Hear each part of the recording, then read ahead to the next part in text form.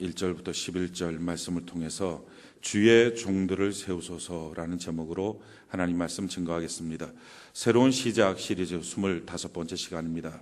사람들은 누구든지 자기의 인생에 고난이 지속되게 되면 자기의 가치관이 흔들리게 됩니다.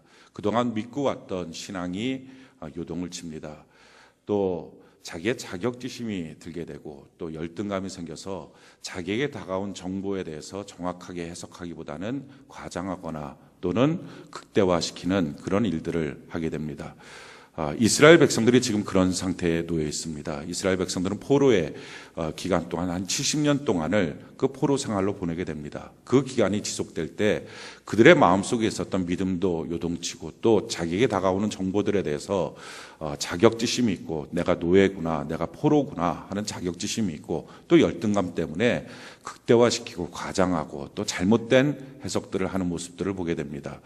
하나님을 믿습니다. 그래서 하나님이 너희를 구원하신다 하는 말을 믿습니다. 그런데 또 한편으로는 의심이 듭니다. 두렵습니다. 정말 그럴까 하는 생각이 듭니다.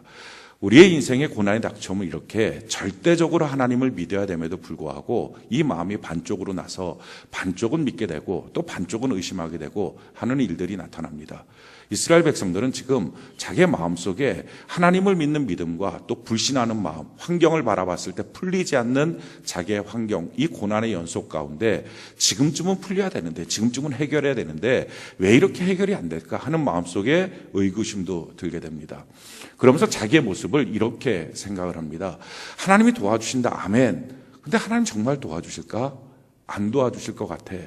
내게 나타나는 어떤 사건과 일들 가운데 봐봐, 이 작은 일들 하나만 보면서도 정말 하나님이 안 도와주잖아, 정말 기도도 응답이 안 되잖아 하고 자기가 의심하는 일을 합당화시키게 됩니다. 심지어는 아주 고집세고 못된 남편으로부터 쫓겨난 아내 같은 처량하고 외로운 신세가 내 모습인 것 같다, 이런 생각을 하게 되고 체주에게 끌려간 자식들 같은 그런 불쌍한 모습이 꼭 자기 모습 같다, 이런 생각을 합니다.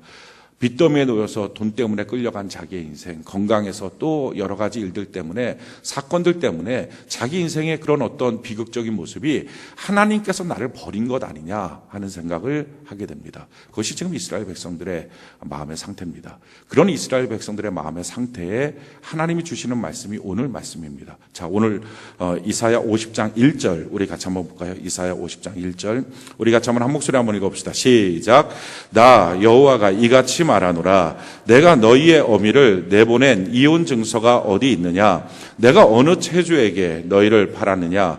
보라, 너희는 너희의 죄악으로 말미암아 팔렸고 너희의 어미는 너희의 배역함으로 말미암아 내보냄을 받았느니라. 우리의 인생 가운데 혹시 지금 고난이 지속되기 때문에 어떤 문제를 놓고 기도할 때 그 문제가 잘 해결되지 않기 때문에 하나님이 날 버렸나? 하나님이 나를 도와주지 않나? 이제는 나와 하나님과의 관계가 끊어졌나? 아니, 하나님이 원래부터 안 계신 것 아닌가?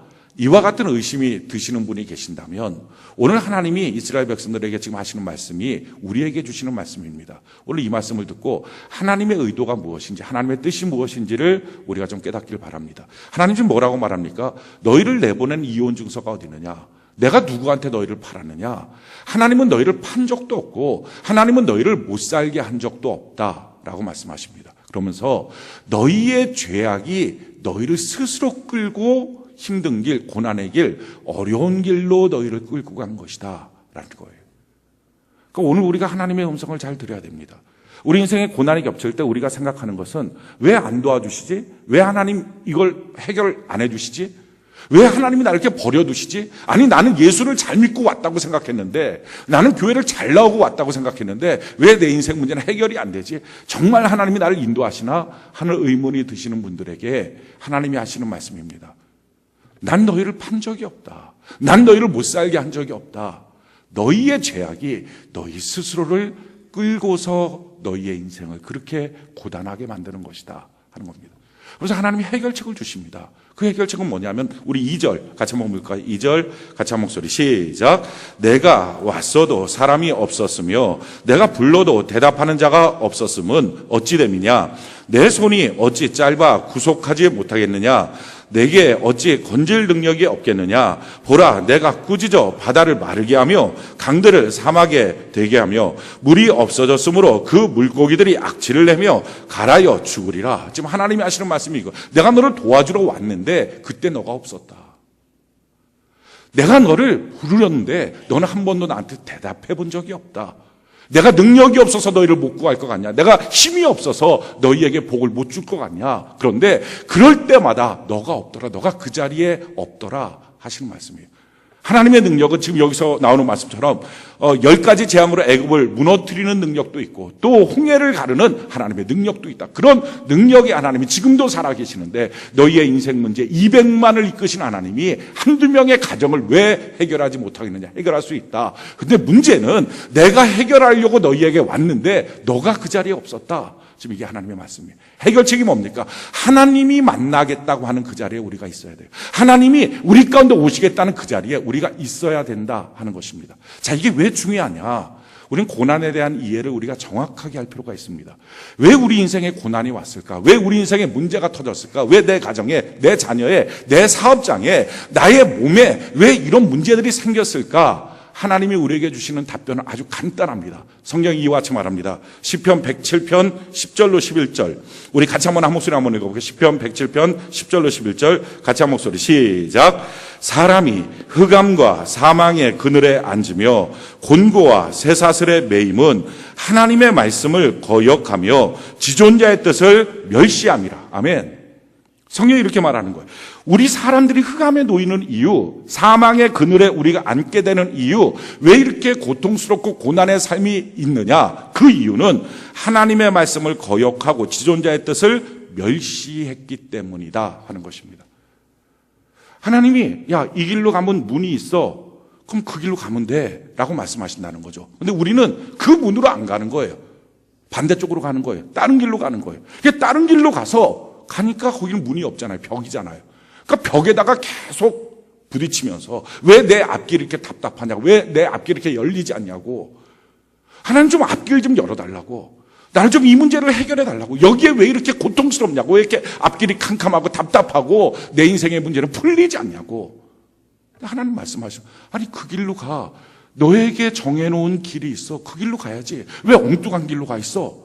라고 하나님이 말씀하시는 거예요. 우리 인생에 고난이 닥쳐오는 이유가 뭡니까? 우리가 하나님이 정해놓은 길이 있는데, 그 말씀이 있는데, 그 뜻이 있는데 그것을 다 무시하고 내 눈에 보이는 대로, 내가 하고 싶은 대로 인생을 가는 거예요. 그러니까 거기는 문이 없어요. 부딪히는 거예요. 왜 사람하고 자꾸 부딪힐까요? 왜 가정에서 자꾸 부딪힐까요? 왜 사람들끼리 왜 갈등이 생길까요? 왜 사업장에 있어서 문제가 터질까요? 왜 물질 문제가 풀어지지 않고 자꾸 묶여버릴까요? 거기는 문이 아니니까요. 벽이니까요. 근데 벽에 가서 계속 외치고 있는 거예요. 자, 거기서 사람들이 다, 예수 믿는 사람들이 고통받으면 하는 게 있죠. 기도하는 거예요. 하나님 도와달라고. 누구든지 기도하겠죠. 성경이 이렇게 말해요. 시편 107편 19절로 20절. 우리 한번 띄워주시고 같이 한번 읽어볼까? 시편 107편 19절로 20절. 같이 한 목소리 시작. 이에 그들이 그들의 고통 때문에 여호와께 부르짖음에 그가 그들의 고통에서 그들을 구원하시되 그가 그의 말씀을 보내어 그들을 고치시고 위험한 지경에서 건지시는도다. 아멘. 하나님이 하시는 말씀이 이거예요. 우리는 이 고통 가운데, 이 위험 가운데 하나님께 기도하는 건데, 하나님 돈이 없어요. 이 재정 문제 해결해 주세요. 돈을 주세요. 하나님 건강이 문제가 생겼어요. 이 치료해 주세요. 하나님 가족 가운데 갈등이 생겼어요. 해결해 주세요. 우리가 하나님 앞에 이렇게 구한다는 거예요. 고통 때문에 막 기도한다는 거예요. 그러면 우리에게 있어서 하나님은 이렇게 응답하실 거라고 생각이 들어요. 돈이 없다고 기도하면 돈을 주시고, 건강에 문제가 생기면 치료해 주시고, 또 인간관계에 문제가 생기면 그 관계를 풀어주시고, 사건 때문에 괴로우면 그 사건을 해결해 주시고, 이렇게 전능하신 하나님이 일하실 것이다. 이게 하나님의 응답이다 라고 생각한다는 거예요. 근데 하나님은 그런 식으로 응답하지 않겠다라는 것입니다. 우리가 정확하게 하나님을 알아야 돼요. 하나님은 돈을 달라 그럴 때 돈을 주시는 분이 아니에요. 건강을 달라 그럴 때 병을 치료하는 그런 일로 해결해 주시는 게 아니에요. 그건 나중에 하나님이 해결해 주시는 방법들이고요. 인간관계가 엉켰을 때 하나님 그 사람과 내가 원수지가 안 되네요. 풀어주세요. 그럼 하나님이 스며시 풀어줘서 만나면 웃을 수 있는, 그렇게 하나님이 해결해 주시지 않는다는 거예요. 가정에서 자녀가 가출했어요. 어떻게 하면 좋아요? 그 문제에 대해서 그냥 자녀가 뚝뚝뚝 걸어와서 문 두들기고 그렇게 해결해 주지 않겠다는 것입니다. 왜요? 문제가 어디서부터 생긴 거예요? 하나님이 가라고 하는 길이 있었어요. 그 길로 가야 되는데 엉뚱한 데 가고 있는 거예요. 그래서 부딪힌 거예요. 그래서 벽인 거예요. 벽에서 계속 부딪히고 있는 거예요. 거기서 지금 기도하고 있는 거예요. 답답하다고, 해결해 달라고. 그럼 하나님은 어떻게 하신다고요? 그들의 위경 가운데 그들을 건지시는데 무엇으로? 말씀 주신다는 거예요. 거기 벽에 부딪히고 있을 때 거기 길 아니야. 너한테 예비된 길이 있어. 저 길로 가려고. 저쪽으로 가야 돼. 거기가 문이야. 이렇게 말씀하신다고요. 그게 해결이에요. 그래서 그 말씀을 듣고 아멘 하고 그 길로 걸어가면 거기에 하나님이 예비해 놓으신 것이 다 있다고요.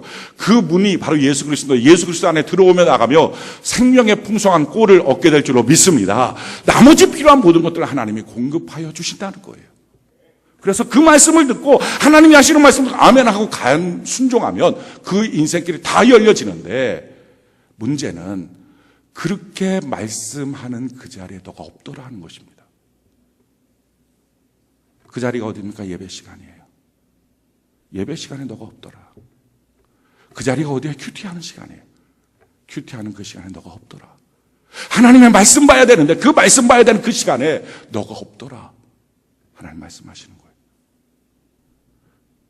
사랑하는 성도 여러분, 우리는요 5분 앞도 내다보지 못하면서 자기가 자기의 인생을 결정할 수 있는 힘이 있다고 생각해요. 그리고 자기의 인생을 옳게 잘 끌고 갈 수 있을 거라고 생각해요. 그래서 계획을 세우고 끌고 갑니다. 그래서 하나님이 원하는 그 길은요 우리의 눈에 좋게 안 보이는 거예요. 하나님이 니느웨로 가라 요나한테 말씀하죠. 거기는 싫어요. 힘든 길이에요. 가고 싶지 않아요. 자기 눈에 봤을 땐 다시스가 좋은 거예요. 그래서 다시스로 가는 거예요. 가니까 풍랑이 있는 거예요. 자, 풍랑이 있을 때 왜 하나님 내게 풍랑이 있을까? 풍랑을 잔잔하게 해주세요. 그게 아니었고요. 그럴 때 기도에 응답하신 하나님, 바다로 뛰어내리라. 고기가 먹고서 거기서 하나님 말씀하시는 거예요. 나는 너가 니느웨로 갔으면 좋겠다. 거긴 예비되어 있었다고요. 40일 돌아다니는 것도 아니고 하루 길밖에 안 갔는데 거기서 전 백성을 회개하도록 이미 하나님이 준비해 놓으셨다고요. 하나님이 예비해 놓은 길에 준비가 되어 있는 거예요. 거기에 하나님의 축복이 있어요. 은혜가 있어요. 그러니까 우리 눈에 좋게 보이든 좋게 보이지 않든 간에 하나님의 음성을 듣고 하나님의 뜻을 따라 걸어가야 되는데 자기 눈이 판단해서 그 길은 싫어요 하고 가는 거예요. 그러니까 하나님의 길에서 하나님 말씀하실 때 아니야, 거기 길에서 돌이켜, 이게 말씀이라. 또 한 가지는요, 이렇게 하는 분들이 있어요. 아니 내가 힘들어서 교회를 왔는데, 내가 돈 때문에 힘들어서 교회를 왔고 건강 때문에 힘들어서 교회를 왔는데, 그래서 하나님 해결을 주실 줄 알고 교회를 왔는데 엉뚱하게 맨날 설교하는 내용은 뭐 봉사해라, 뭐 심지어서 뭐 돈이, 어떤 분들이 이런 분이 있었다 그러더라고요. 어떤 교회 목사님이 그 11조 설교를 했는데 그날 마침 세 가족이 왔는데 그 세 가족이 물질 문제로 굉장히 어려웠던 분인데 11조 설교를 듣니까 돈이 없었고 교회로 왔는데 돈 내라고, 이거 무슨 말도 안 되는 얘기하고 갔다는 거예요. 그래갖고 그 얘기를 듣고 그 목사님이 또 마음속에 귀한 성도 왔는데 또 놓쳤구나, 내가 이 설교를 왜 했지, 이런 생각을 했다는 얘기를 제가 들었어요. 근데 사실은 그게 아니죠. 어떻게 보면 그 설교가 그 영혼한테 답인 거예요. 먼저 그 나라와 그 의를 구하라. 우리가 봤을 때는 순서가 뒤바뀐 것 같잖아요. 아니에요. 먼저 그 나라와 그 의를 구하라. 그리하면 나머지 모든 걸 너에게 더하시라. 우리가 엉뚱한 데 가서 돈에 대한 욕심으로 부딪히니까 욕심을 버리고 걸어가야 되는데, 하나님이 예비하신 길이 있는데 엉뚱한 길에서 헤매고 있으니까 그 길 말고 저쪽 길로 가야 돼. 병에 대한 치료도 마찬가지예요.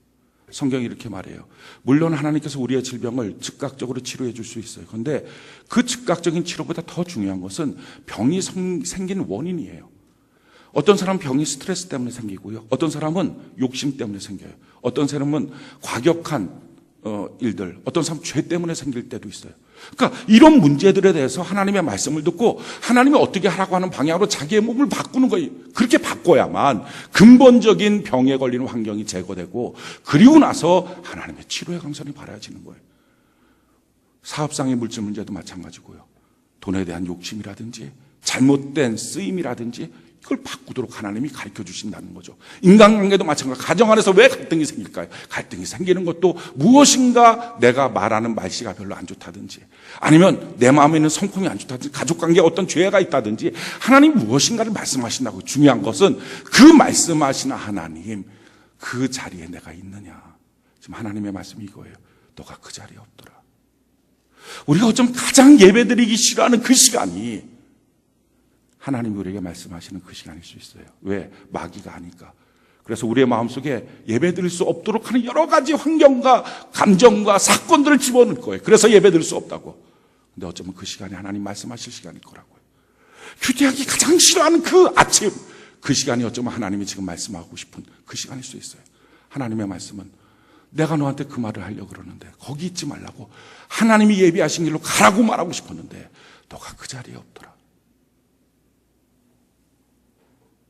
사랑하는 성도 여러분, 우리 신앙생활의 승리의 방법은요, 예배가 습관되는 거예요. 큐티가 습관되는 거예요. 그래서 이게 내 인생의 아예 스케줄이 되는 거예요. 내가 도저히 놓칠 수 없는, 어떤 분들은 이래요. 예배 나오시라고 선약이 있다고. 아니에요. 진짜 선약은 예배예요. 왜? 우리가 날 때부터 택정받아 하나님의 백성이 되었으면 하나님과 우리의 언약은 이건 성경에서부터 옛날부터 지어져 있는 것입니다. 주일날 나와서 예배 드려라. 할렐루야. 예배 드리라는 거예요. 이게 선약이에요. 근데 내 마음대로 약속을, 오늘 컨디션이 안 좋아요. 오늘 내가 좀 힘이 드네요. 하나님 하시는 말씀이 내가 널 고치기 원하는데, 내가 너의 방향을 바꿔주기 원하는데 너가 그 자리에 없더라. 항상 그 자리에 있는 거. 왜 도마가 의심의 사람이라고 불려집니까? 예수님이 나타날 때 그 자리에 없는 거예요. 우리가 그 자리에 있는 거. 성도가 뭘까요? 성도를 성경은 한마디로 규정을 해요. 이렇게 말합니다. 시편 50편 5절에 보니까 이르시되 나의 성도들을 내 앞에 모으라. 그들은 제사로 나와 언약한 이들이니. 성도가 누구라고요? 하나님 앞에 예배로 언약한 사람, 예배 드리는 사람이 성도라는 거예요. 나 예배 안 드리는데 그건 성도 아니라는 거예요. 예배 드리는 사람 성도. 영과 진리로 하나님 앞에 예배 드리는 사람. 예배를 드려도 하나님의 말씀을 들을 줄 아는 사람. 그래서 졸지 말라는 거예요. 그래서 엉뚱한 생각하지 말라는 거예요. 하나님이 나에게 말씀하기 원하니까. 그 말씀을 못 듣고 와서 형식적으로 앉았다 돌아가는 예배는 의미가 없다는 거예요. 왜 하나님이 앞에 모으라고 합니까? 하나님 앞에 다 모아라. 구원받은 모든 백성들은 하나님 앞에 다 모여야 된다. 다 와야 된다. 그래서 하나님이 말씀하실 거다. 그 말씀을 들어야 거기 있는 그 자리에서 돌이킬 수 있다. 그 자리에서는 복이 없어요. 사랑하는 성도 여러분, 갈등하고 어렵고 힘들고 고난이 있습니까? 하나님 거기서 문제 해결해 주세요. 이 문제 해결해 주세요. 이 문제 해결해 주세요. 하나님은요, 그 자리에서 내 마음의 태도와 삶의 모습이 바뀌어져야 복을 주시지, 거기서 복을 주지 않아요. 근데 우리가 자꾸 하나님과 딜을 하려고 하잖아요. 복 주시면 바뀔게요. 이 문제 해결해 주시면 내가 저렇게 할게요. 어떻게 그 벽에서 하나님이 문제를 해결해 주시겠어요? 내 모습이 바뀌어야 돼요. 내가 먼저 순종해야 돼요. 하나님의 말씀을 들어야 돼요. 그래야만 그 길로 걸어갈 때 그 문제가 해결돼요. 예배 시간에 마귀는요, 우리를 힘들게 하고 어렵게 만들고 고난을 지속하는 방법이 너무 간단해요. 예배 드리지 못하게 하는 것, 큐티하지 못하게 하는 것, 설사 큐티를 해도 멍한 생각으로 큐티하는 것, 예배를 드려도 졸다 깨다 예배 드리는 것. 그래서 예배를 드려도 뭘 들었는지 무슨 생각인지 아무것도 없이 그 순간은 들은 것 같은데 나가기만 하면 싹 잊어버리게 만드는 것. 간단해. 내가 바뀌어야 되는데 그냥 오늘 예배 드렸어요. 나 오늘 그냥 예배 드렸어요. 나 오늘 큐티했어요.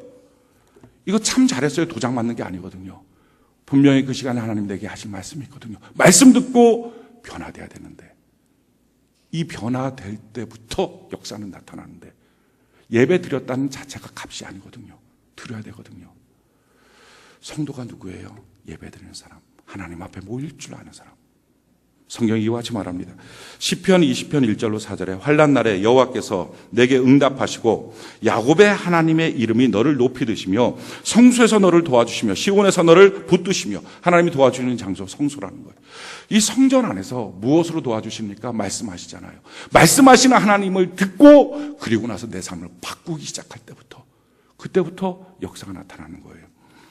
이사야 58장 13절로 14절은 주일날에 대한 말씀이죠. 만일 안식일에 내 발을 금하여 내 성일에 오락을 행하지 아니하고 안식을 일컬어 즐거운 날이라 여호와의 성일을 존귀한 날이라 하여 이를 존귀하게 여기고 내 길로 행하지 아니하며 내 오락을 구하지 아니하며 사사로운 말을 하지 아니하면 내가 여호와 안에서 즐거움을 얻을 것이라. 내가 너를 땅의 높은 곳에 올리고 내 조상 야곱의 기업으로 기르리라. 여호와의 입의 말이나 하나님의 약속이라는 것입니다.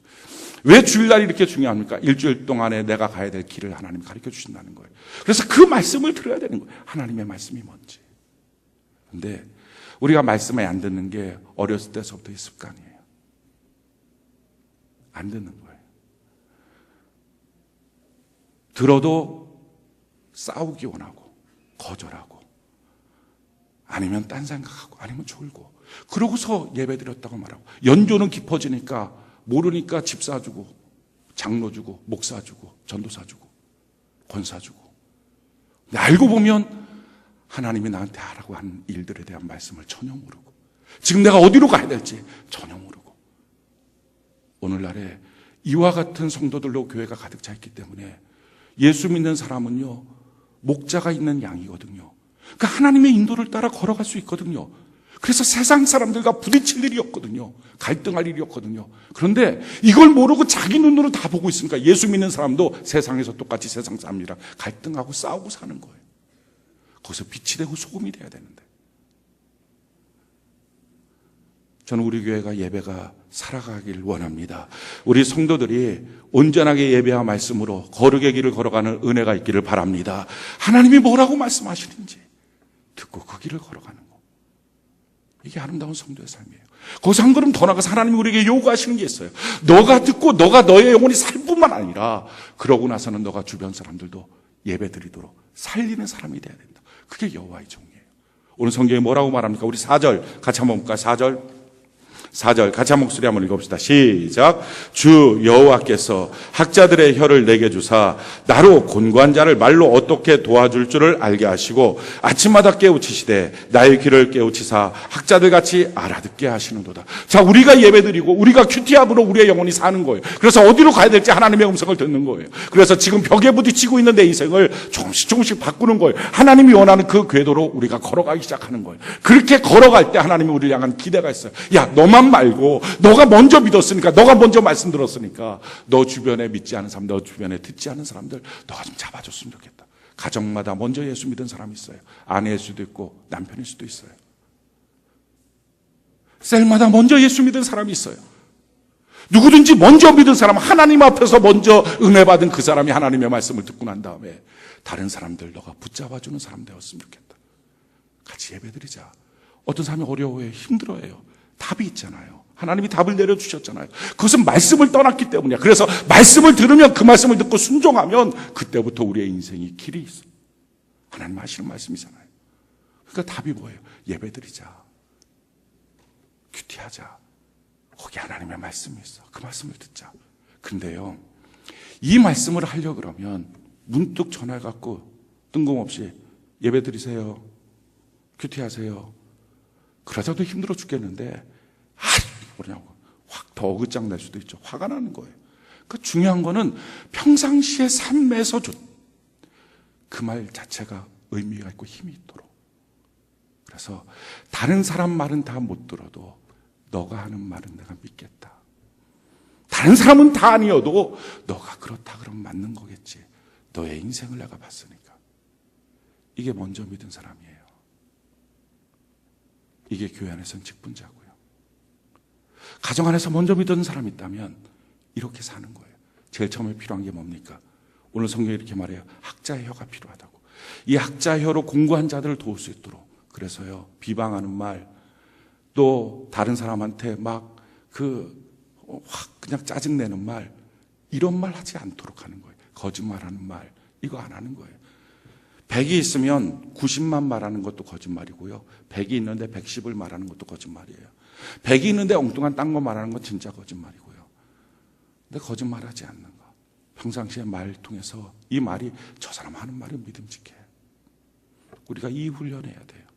그래서 정말 힘들 때, 평상시에 듣지 않다가도 정말 어렵고 힘들 때 힘든 남편 손잡고, 많이 힘들죠. 우리 하나님 앞에 길이 있지 않겠어요? 우리 예배드려요. 평상시에 그 아내의 말이 거짓이 없으니까, 평상시에 그 아내의 삶이 거짓이 없으니까, 그래, 당신 말이라면 내가 믿음직하다. 이렇게 하는 것이 하나님이 원하시는 거라고요. 우리 자녀들한테 부모가, 자녀가 막 외롭고 힘들어할 때 손잡아주면서 우리 큐티하자. 그래요. 우리 부모님 말씀은 내가 믿을 수 있어요. 우리를 이렇게 만들어 가기를 하나님이 원하시는 거예요. 또 두 번째, 학자의 귀. 우리의 귀를 열어서 순종하고 귀가 열려서 하나님의 음성을 듣는 거죠. 우리가 이렇게 한 걸음 한 걸음 주의 말씀을 듣고 따라가면서 우리 주변에도 격려할 때, 만약에 내가 하나님의 말씀을 더 이상 안 듣는다면, 내가 만약에 예배를 잘 안 드리고, 내가 만약에 큐티하는 일을 자꾸 띄워먹고 그것을 날마다 하는 게 아니라 대충 하고 있다면 어떻게 다른 사람한테 손잡고 예배 드리러 가자 할 수 있겠어요? 내가 못 듣는데. 우리 교회 셀장, 부셀장들이 있어요. 셀 리더들이 있어요. 셀 리더들한테 요구하는 게 아주 간단해요. 예배 드려라. 두 번째, 큐티해라. 근데 이것을 하다 말다 하지 말고 습관적으로 온전하게 해야 된다. 이해요. 왜? 자기가 못 듣는데 누구한테 예배 드리라고 말하겠어요? 누구한테 같이 걸어가자고 얘기를 하겠어요? 이게 습관이 돼야 돼요. 세 번째는요, 성경이 뭐라고 말합니까? 우리 5절, 6절 같이 한번 볼까요? 이사야 50장 5절 6절 같이 한 목소리 시작. 주 여호와께서 나의 귀를 여셨으므로 내가 거역하지도 아니하며 뒤로 물러가지도 아니하며 나를 때리는 자들에게 내 등을 맡기며 나의 수염을 뽑는 자에게 나의 뺨을 맡기며 모욕과 침뱉음을 당하여도 내 얼굴을 가리지 아니하였느니라. 뒤로 물러나지 말라는 것입니다. 아, 저 사람이랑 너무 힘들어요. 아, 나를 모욕하는 것 같아요. 해도 뒤로 물러나지 마라. 성경이 이렇게 말해요. 골로새서 1장 24절에 나는 이제 너희를 위하여 받는 괴로움을 기뻐하고 그리스도의 남은 고난을 그의 몸된 교회를 위하여 내 육체에 채우라. 도망치지 말라. 하나님 앞에 예배드리고 그 길을 걸어갈 때 만약에 가다가 멈춰서서 도망치면, 도망치고 난 다음에 쫓아와서 다시 또 누군가를 손잡고 예배드리자, 설득력이 없다는 거예요. 우리가 하는 말도 중요하지만 더 중요한 것은 우리의 삶이 그 말을 보증하고 있느냐. 오늘날에요, 예수 싫어서 교회 안 나오는 사람들은 없는 것 같아요. 근데 먼저 믿은 사람들, 성도들, 목회자들, 직분자들, 본 안 돼서 교회 가기 싫다 하는 사람들은 많은 것 같아요. 무슨 본이 안 됐을까요? 자기가 믿고 있는 하나님 수틀린다고 뒤집어 엎어버리고, 자기가 다니는 교회 수틀린다고 뒤집어 엎어버리고, 하는 말에 거짓이 있고, 듣는 귀가 사랑의 귀가 아니고, 보는 눈이 믿음으로 소망으로 바라보지 않고, 성품이 못됐고, 그러니까 걸어가는 그 길에 자꾸 도망치기 원하고, 자기가 좀만 힘들면 포기하고 도망치고, 신뢰할 수 없고 성실하지 못하고, 그러다 보니까 그가 하는 모든 말과 그가 믿으라고 하는 예수도 믿기가 힘든 거예요.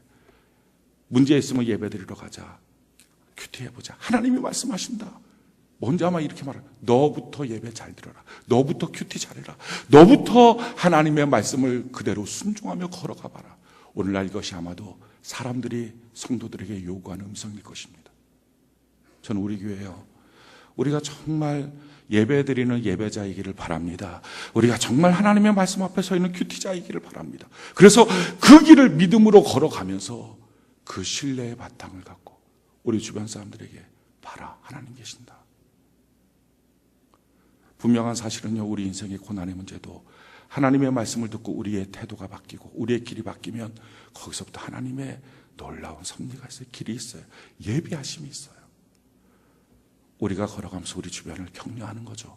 자, 이렇게 살아갈 때 하나님께서 우리에게 주신 놀라운 약속이 있어요. 두 가지 약속이 있어요. 제일 첫 번째 약속, 우리 7절 같이 한번 읽어볼까요? 7절, 이사야 50장 7절 같이 한 목소리 시작. 주 여호와께서 나를 도우심으로 내가 부끄러워하지 아니하고 내 얼굴을 부싯돌같이 굳게 하셨으므로 내가 수치를 당하지 아니할 줄 아노라. 제일 첫 번째, 부끄럽고 부끄럽게 여기지 않는다라는 것입니다. 평생 살면서 자기의 자존감이 무너지지 않도록 만들어주겠다 하는 것입니다. 내가 하나님의 말씀을 듣고 따라가면, 하나님의 말씀을 듣고 나의 궤도를 바꾸면 거기에 놀라운 하나님의 복이 있어요. 뿐만 아니라 그걸 믿고 인정하면 내 주변 사람들도 같이 가자 손 내밀어 주는 사람이 되면, 그 신뢰를 바탕으로 걸어가는 사람이 되면 평생에 살면서 자존감이 무너지지 않도록 하겠다 하는 것입니다.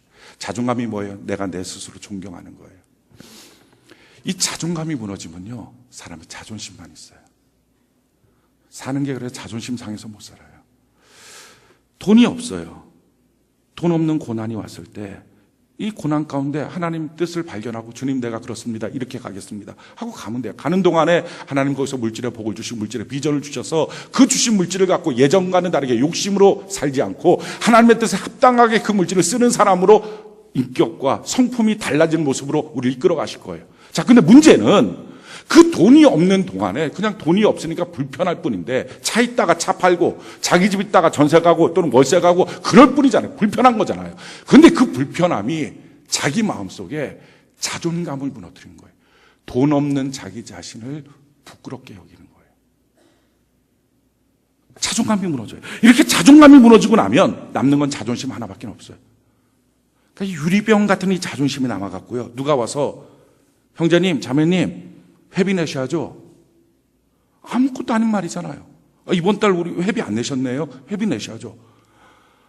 근데 그 말이 그냥 그렇게 속상하고 확 기분이 나빠요. 나를 돈 없는 사람으로 봐. 뭐예요? 자존감이 무너지니까 자존심만 남은 거예요. 병들 때 하나님이 우리의 몸에 병을 통하여 우리를 가르쳐 주실 때가 있다고요. 거기서 막다른 길에서 돌이켜서 하나님이 원하는 길로 가면 돼요. 그러면 몸도 치료받고 해결이 돼요. 근데 문제는 그렇게 갈 때 자기 마음속에 병든 자기의 모습 가운데 이상해요. 병든 자기의 모습을 존경하지 않아요. 부끄러워하는 거예요. 그래서 자존감이 무너져요.